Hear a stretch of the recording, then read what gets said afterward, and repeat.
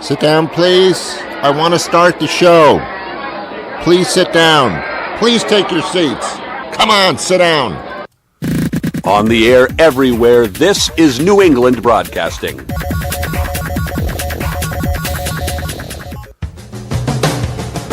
Good morning, good afternoon, good evening, good night. It's the Ron Van Dam Show. Hold on tight, things can get a bit weird, if you like that sort of thing.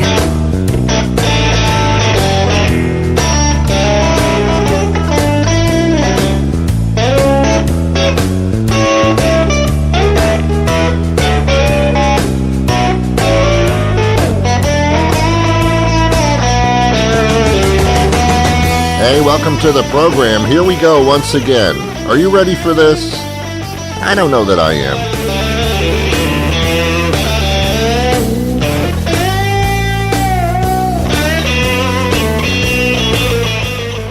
By law, when I do this show, I need to point out the fire exits, just in case. I don't think anything will happen, but I'm required by law to do this. Pointing out the fire exits. There's one over there. One over there.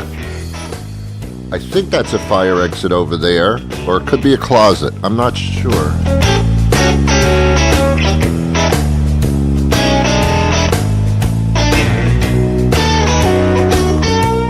In case there is an emergency, you'll be instructed by our staff to turn this off and get the hell out of the building. You can choose to do that now if you want to, just in case.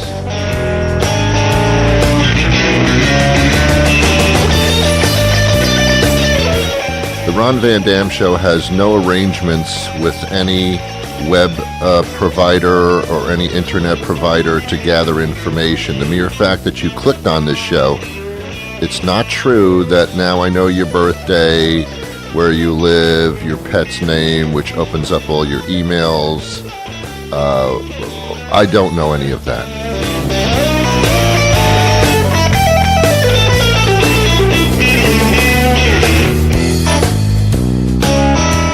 There's a report that some people are falling in love with their smart devices, like Alexa and Siri. They actually are having a relationship. I don't know how that works, but I find it intriguing.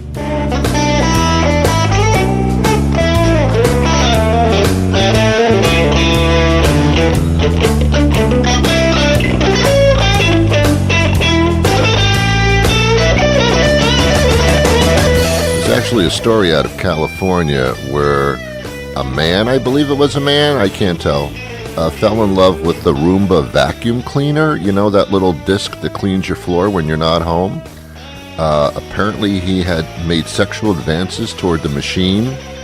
I don't know how that works, but I guess it's clean sex.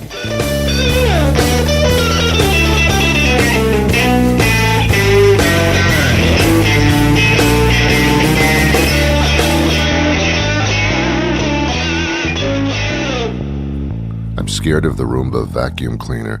I've never had one, and as I've said on the show many times before, I don't understand the little device because rooms have corners and the Roomba is a circle. So, like, I wasn't big in geometry class, but I think I can figure out that perhaps you can't reach the corners with a circle. But why pay attention to me? Why bother listening to me that shape thing? You know, like, I know you can't fit a circle into a square. The corners are going to be exposed. I thought that was pretty basic. But the robot vacuum cleaner people pretty much figure that why should we let that stand in the way of cleaning a room except the corners? Can you imagine spending $400? That's where the price just starts for this Roomba vacuum robot, and you go, oh, my carpets are extremely clean, but the corners are filthy. That's good enough. I only spent $400. That's good enough. I don't care about the corners. I don't go to the corners a lot. I'm usually in the middle of the room. That's nice and clean. The corners, yeah, they're filthy, but It's the corners, who's going to care about the corners? Do you like my impression of somebody that doesn't care about something? That's what they sound like. How are you? Welcome to the program. I'm sorry I didn't greet you earlier with a finger sandwich. I'll give you a finger sandwich. They're selling finger sandwiches in the grocery stores now. They're tiny little sandwiches. It's not a full sandwich. It's a little mini bun kind of thing. They're like tiny little hot dog buns, and they stuff them with the smallest amount of deli meat they can possibly find. And then they sell it to you for $4. I don't know. Whatever. You like bread with just a little bit of stuff on it? You'll love this. Tiny, they're cute. They're tiny little hot dog rolls. The tiny little hot dog rolls. They're adorable. They're not very tasty, but they're adorable. Yeah, come on, get out of my life. My nose, man, what the hell's going on with these allergies? I've been coughing for over 2 months. My nose is running all over the place. Yesterday, I looked in the mirror, my nose was gone, and then I looked down the street, it was running. It was running. Oh, Ron, that joke is just so stupid. I can't believe you even told that. Now I'm talking to myself. Oh, my God. What the hell's wrong with me? Let me update you on what's going on in the world. It's shit, okay? There's your update. The Mueller report came out about over a month now. And the Mueller report did not indict the President of the United States. The Mueller report said that Russia definitely interfered with the 2016 elections and that Trump was aware of it, did nothing about it, but he did not have communications with Russia, just let Russia do its thing. So you can't indict for something like that. I think you should be able to. I think it behooves the President of the United States to turn around and say, I'm aware that the Russians had something to do with the 2016 election, but I didn't say anything. I think that's treason. It's a reason for treason.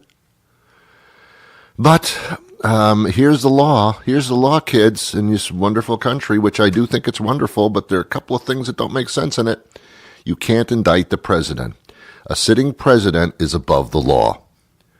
Maybe not above the law after they're president, but when they're sitting in the president seat, you can't touch them. You can't put them in jail. You can't indict them. You can't remove them from office. You can impeach them, but that doesn't mean they're removed from office. President Clinton was impeached, and he won another term and was very successful and very loved. But let's face it, all Clinton did was he did a blowjob with an intern in the White House, which is pretty bold. I mean, it's pretty bold.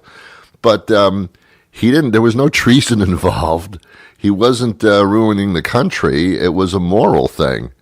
Now you take a president like Trump, who is totally immoral, and even knowing that, we vote him into office. And he's aware that the Russians are impeding the election in his favor and does nothing as far as collusion is concerned. And that was the easy part. I mean, but you can't, but that we just go, that's an enemy influenced our democracy, and the president didn't do anything about it, knew about it, didn't do anything about it, didn't collude with him, but didn't stop him either. That's a little more impactful. That's just the collusion part. Now let's go to the obstruction of justice, which is a big deal right now. And listen very carefully. This is a new story.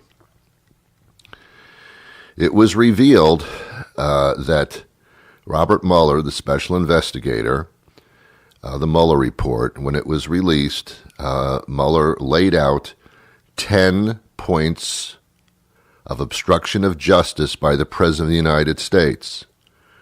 Mueller says in a letter that it was not his job. You can't indict the president, so it's not his job to indict, but he's pointing out very clearly 10 steps, 10 instances of obstruction of justice. After the investigation is concluded, these 10 things occurred, obstruction of justice by the president. William Barr gets the Mueller report and says, no obstruction of justice, no collusion, we're done, we're finished. Mueller heard this and immediately wrote a letter to Barr, who is the Attorney General that Trump appointed, and said, no, that's not what, no. I laid out 10 points of obstruction of justice, and you reported to the American public there was none. I laid out 10 of them. Barr says, well, in his opinion, they're not indictable, so that doesn't matter. Now Barr, the Attorney General, is accused of obstruction of justice. What the hell's going on here? This is the most corrupt administration in ever in this country. So William Barr is appearing before the Senate subcommittee today, and tomorrow will appear before the House Investigative Committee, and the questions are going to be flying. Because just a few days ago, William Barr was giving testimony, and the question to Barr was, under oath, did Robert Mueller agree with your summary to the public, Attorney General Barr? And Attorney General Barr responded, yes, he did. And now we have this letter from Mueller where Mueller is saying, you did not represent my report. Your conclusions were not mine. So Mueller obviously vehemently disagreed with the Attorney General Barr. Are you following me? That's lying. That's lying testimony by the Attorney General of the United States, the newly appointed one, appointed by Trump. This is obstruction of justice within itself. I'm not going to bore you with this. All I'm saying is, get the facts. Follow the news. This is big stuff. This is an administration that is trying to pull the wool over your eyes, trying to control what you think. And you may say, well, that's what the Democrats do. Well, that's the kind of thing we're in right now. It's us against them politically in our own country. United we stand, divided we fall. We're divided, we're falling. Check out the facts for yourself. Make your own conclusion, whether you're a Democrat or Republican. Try not to let that infiltrate into your decision here. And you'll see we're living not under democracy right now. This is a setup. This is Trump appointing people that will protect him and lie for him. Okay, thanks. Thanks for listening. You're listening to the Ron Van Dam Show. We're going to take a quick break, and when we come back, I'm going to get a little more lighthearted because I know that's what you like. I know you don't really care for this kind of stuff, but you really should, so I'm kind of forcing you. Mm-hmm. Ron Van Dam, master of the ancient art of talking to yourself as if there was actually someone listening. Hey, that's not funny. This is the Ron Van Dam Show on New England Broadcasting. I don't find that very humorous, John. Okay. I was watching television yesterday, as I do every day of my life. I always have, I always will. And there's this very attractive blonde-haired woman. Her name is Busy Phillips. Now, I don't know if she's the daughter of Michelle Phillips or anything like that. The mamas and the papas. I have no idea. I don't care. But Busy Phillips is an actress. What bothers me about Busy Phillips is her name. Who names their child Busy? I mean, I don't care how you slice this word. There is a meaning to the word busy. And there's one meaning and one meaning only. I'm busy. It's not a cute little name. It means nothing otherwise. It means you don't have the time. They named their girl, I don't have the time. It's so odd to me. God. What happened to two of the most common names in the world? Well, previously the most common name in the world was Jennifer. Everybody was named Jennifer, even guys. Now, do you know what the most common name is? What name do you hear on a female more than any other? Go on, you tell me. That's right, Jessica. Everybody's named Jessica. Everybody. They're thinking of renaming Jesus to Jessica because it's so popular.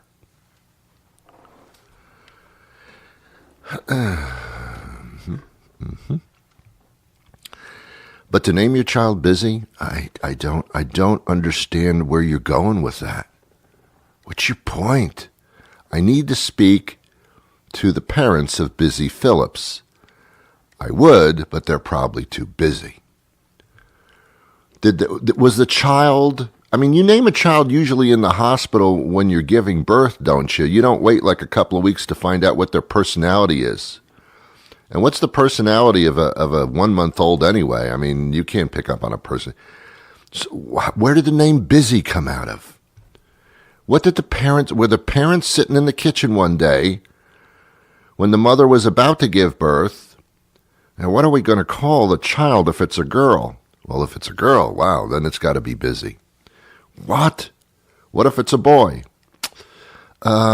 Lazy. How about Lazy? Why don't we start naming our children after like various dwarfs? Let's take the 7 dwarfs and kind of twist the adjectives a little bit and come up with that. We'll have 7 children with action names. They'll be action figures. I like Busy. I like that. Let's try it out. Hey you, Busy? Oh, wow, that's great. I love that. The assumption is that she has no time for anybody. Wow. Hey, lady, what's your name? Busy. Well, I'm sorry. I'm just asking your name. I mean, if you don't have time to answer the question, then hell with you. Busy? Busy. All right, I won't ask you anymore. Let me know when you have some time, and I'll ask you what your name is. Busy. All right, I get it. I know you're busy. I don't see you doing anything, but whatever. What kind of childhood did she have in school? Did the kids kind of rib her a lot, you know? Hey, Busy, what you doing now? Hey, Busy. Hey, Busy, you don't look very busy to me. Busy. Busy Phillips. How are we going to distinguish Busy compared to another girl named Busy? Well, I'm Busy Phillips. Oh, I see. I confuse you with Busy Johnson. Yeah, that's somebody else. I'm Busy Phillips. Hi, Busy. Busy. Busy. All right, I'll ask you some other time. What's your name? Busy. I'm busy. Shut up. Busy. Stupid name. Stupid name. I don't know Busy personally, but I assume she has no time for me. I could never have a relationship with somebody named Busy. That would just drive me crazy. I would constantly say to her, will you relax? Will you stop being busy? Relax a little bit. You should have the middle name Busy Lazy Phillips. That would drive people crazy. Well, are you busy or are you lazy? First I'm busy. In the middle I get lazy. See, they could have named me Lazy, because that would be accurate for me. There'd be no question of my personality. Hey, that Van Damme guy, he's pretty lazy. That's his name. How did they know he was going to be lazy when they named a kid? It was obvious.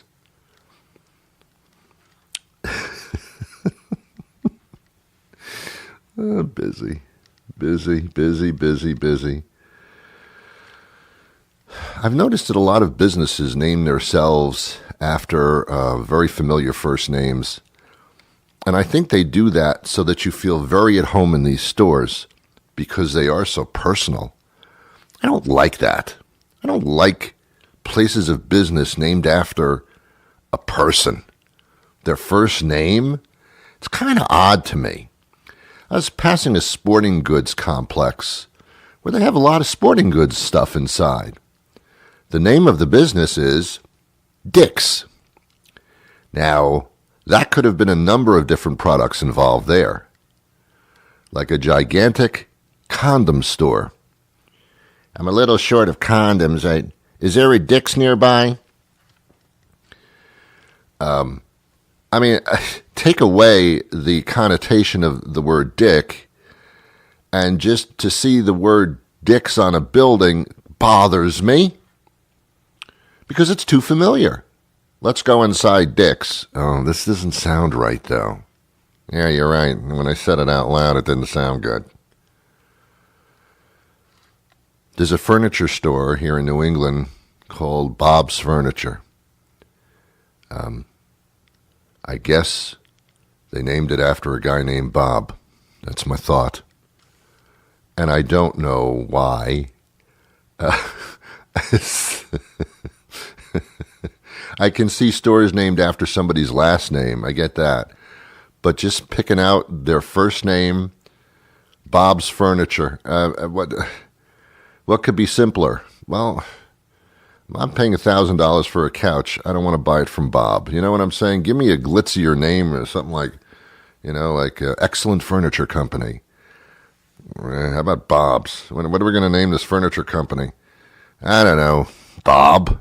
Yeah, sounds good. I can understand like Wendy's, where the owner named the hamburger chain after his daughter, in honor of his daughter. So it was called Wendy's. I mean, okay, I get that. It's a little self-congratulatory. Look, I had a daughter named Wendy. I'm going to name an entire hamburger chain after her. In her memory. She's not dead. I'll be dead before she is, but still. Wendy's. I don't know. I don't know about that. I don't know. I wonder if there's a mall somewhere where a Dick's is next to a Bob's, and then next to Bob is Wendy, or Wendy is actually on the other side of Dick. I mean, what's going on here? What's going on? See, there's an electronic store called Best Buy. Nicely named. I like that. I kind of like that. Where do you get your Best Buy? It's the best place to buy stuff. That's the best place. You want a Best Buy? Go to Best Buy. Well, that's catchy. That makes a lot of sense to me. Best Buy. I like that. Yeah. If Best Buy had not been Best Buy and was something like Sid's, I don't know. I may not have bought my TV from them. Where'd you get your TV? Sid's. Sid's. It's a van. They pull up and they open the door and they have hot TVs. It's Sid. Sid does it. Hey, kid, you want a TV? They're hot. I can give them you half price. Come on, come over here. Hey, kid, come over here. Got TVs here. Tell them Sid sent you. I don't know. I'm not sure about this. I'm not sure about the whole idea. Busy. You imagine calling her up, asking her for a date? Hello? Hey, busy? Yeah, I can't see you. No, I'm just saying your name. Oh, I misunderstood. What do you mean you can't see me? You understand what's going on here? All right, let's we're here to do this, and then we'll do that.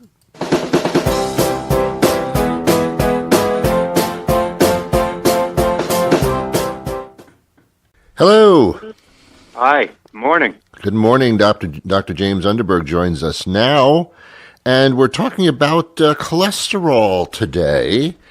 To start off, before we get into that, some people are confused between good cholesterol and bad cholesterol. Let's start there.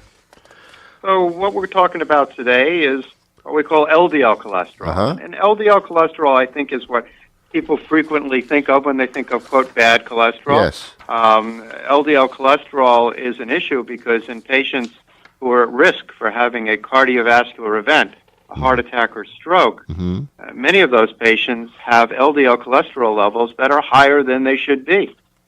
In fact, in Massachusetts, 52,000 people have cardiovascular disease, and 72%, or more than 7 out of 10 of them, have LDL cholesterol levels higher than they should be. So it's an issue, it's a concern that we really need people to be aware of.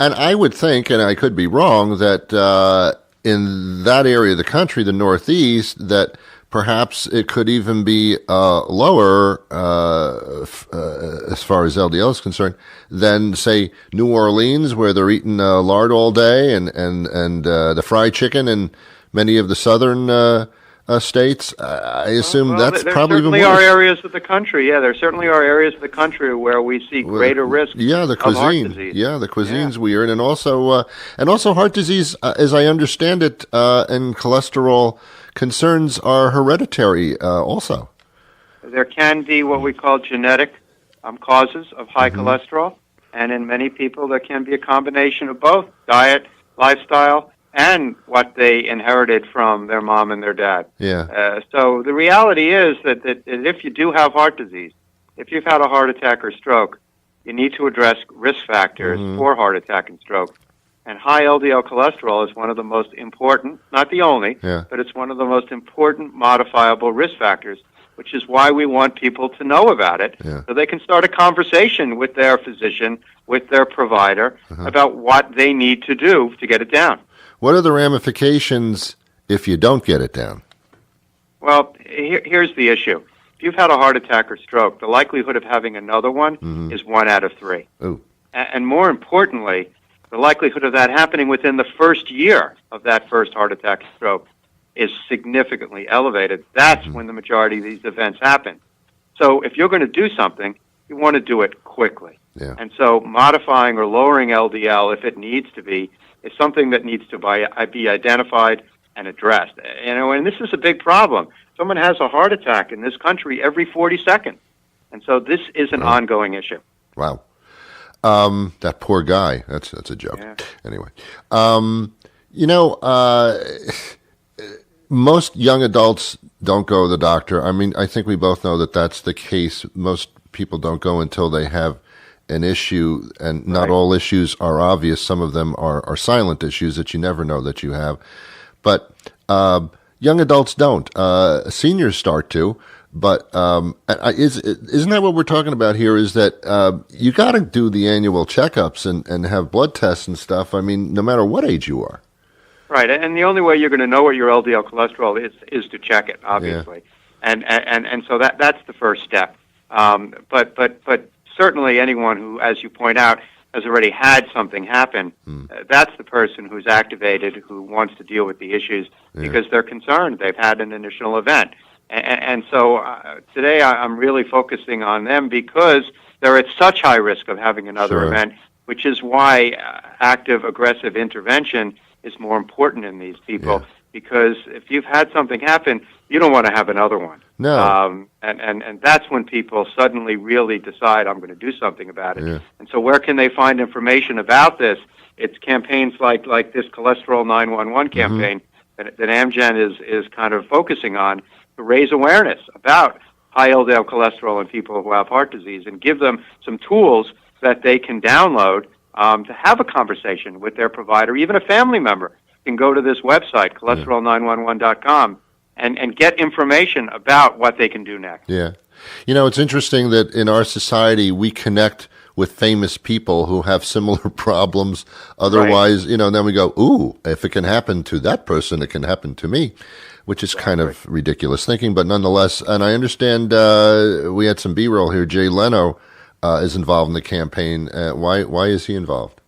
Well, I think Jay, like myself, is concerned about cardiovascular disease risk, for people he knows in himself, and he wants to make sure that he gets the message out to everyone else that this is something you can check, it's something you can do something about, whether it's diet, lifestyle, medications. Start the conversation, know the information, And that's the first step in making changes that will be productively beneficial to you. And that's the key thing.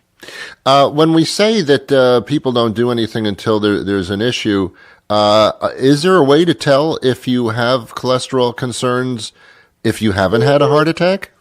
Sure, and just getting your cholesterol checked at any age is a reasonable part of primary prevention. Yeah.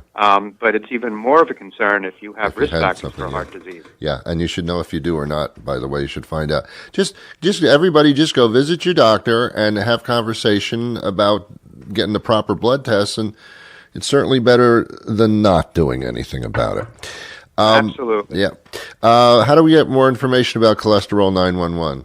Well, there's a wonderful website, as I mentioned. It's cholesterol911.com, and there's really a tremendous amount of useful tools on this website that both patients, family members can look at, download, start the conversation. It gives them information that allows them to start talking to their physician, their provider, about where is my LDL, am I at risk, I have heart disease, I've had a stroke. What do I need to do to make sure my LDL is as low as it should be? And that's really the first step. It's not trying to tell people that you must do this, you must do that. It's that you need to start this conversation about, do you need to do more? And if you don't have the conversation, you won't know. Perfect. Dr. James Underberg, thank you so much for your time today. Thank you for having me. Have Take a great care. day. All right. Well, thank you for being here today. You're really nice. You're really nice. I don't think I've ever said this to you before, but you're really nice. You bake a nice pie. You're a nice person. I see you walking around helping people out, helping old ladies, quote unquote, cross the street. And they didn't even want to cross the street, but you're that helpful. It's really nice. I don't like the term old lady. Because no matter what age you are, you can be like 5 years old or 20 years old, you're going to end up being an old lady or an old man. So I would stop like making fun of older people, because you're going to be there if you make it that long. So let's stop that stuff, shall we? Thank you very much. Hey, that was a public service announcement. I'm out of time for today. But I've had a wonderful, wonderful experience here. I'll be back again tomorrow with a brand new show. Until then, I wish you peace.